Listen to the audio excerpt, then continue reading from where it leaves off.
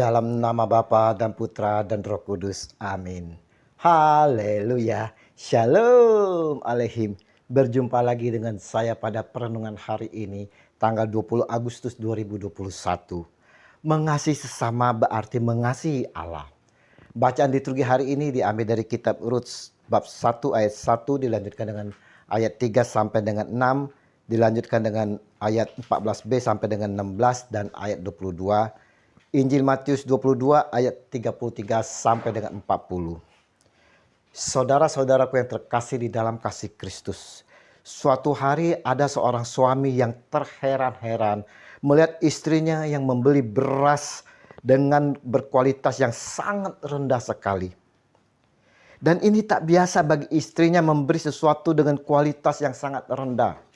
Sang istri menjelaskan kepada suaminya bahwa semuanya ini untuk disumbangkan kepada yatim piatu di dalam masa pandemi. Kalau beras yang mahal kan sayang katanya, hanya untuk kita saja.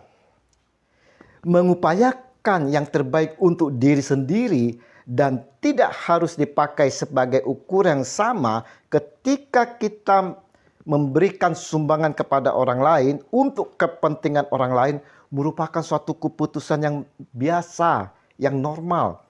Tindakan yang wajar dilakukan oleh orang banyak, bukan saudara? Si ibu di atas memiliki kepedulian di masa pandemi ini. Tetapi apa yang diberikan, disumbangkannya itu tidak berdasarkan untuk dirinya sendiri, saudara. Dia membeda-bedakan dengan memberi yang berkualitas rendah. Apakah kita juga sering melakukan seperti sang ibu di atas yang membeda-bedakan di dalam pemberian atau menyumbangkan sesuatu kepada orang yang lain? Ketika seorang ahli Taurat mencobai Tuhan Yesus dengan menanyakan, "Guru, hukum manakah yang terutama di dalam hukum Taurat?" Kita semua pasti menduga-duga, saudara, ia akan mengharapkan Yesus hanya menyebut satu hukum saja, yaitu mengasihi Tuhan. Sebab mereka dikenal suka menggunakan hal-hal rohani untuk mengabaikan tanggung jawab mereka kepada sesama. Kita bisa lihat pada pasal 23 ayat 4, ayat 16, ayat 16 dan 23. Namun saudara-saudara yang terkasih, jawaban Yesus kepadanya, "Kasihilah Tuhan Allahmu dengan segenap hatimu dan dengan segenap jiwamu dan dengan segenap akal budimu. Itulah hukum yang terutama dan yang pertama. Dan hukum yang kedua yang sama dengan itu ialah kasihilah sesamamu manusia seperti dirimu sendiri." Saudara-saudaraku yang terkasih, Yesus tekankan di dalam hukum kasih ini adalah sesama manusia. Bukan sesama ras, agama atau kedudukan. Artinya saudara, sepanjang itu manusia ia harus dikasihi. Bahkan dikatakan Yesus ukuran yang dipakai adalah seperti mengasihi diri sendiri.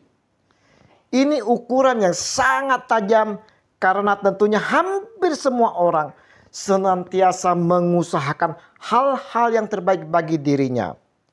Begitulah kiranya kita harus berupaya juga yang terbaik bagi orang lain, saudara. Dikatakan, jikalau seorang berkata, "Aku mengasihi Allah," dan ia membenci saudaranya, maka ia adalah pendusta. Karena barang siapa tidak mengasihi saudaranya yang dilihatnya, tidak mungkin mengasihi Allah yang tidak dilihatnya. 1 Yohanes 4 ayat 20. Mengasihi Allah berarti kita juga mau mengasihi sesama dengan tanpa melihat derajat, agama, rasnya. Bagaimana kasih yang ada pada diri kita saat ini, saudara? Adakah kita juga mengasihi mereka yang berbeda dengan kita? Hari ini, mari kita lihat di luar sana, saudara. Orang-orang yang kita jumpai yang berbeda-beda dengan kita, yang mungkin juga menyakiti kita, saudara. Pikirkanlah hal-hal baik apa yang dapat kita berikan, yang dapat kita sumbangkan di masa pandemi ini bagi mereka yang sangat membutuhkan.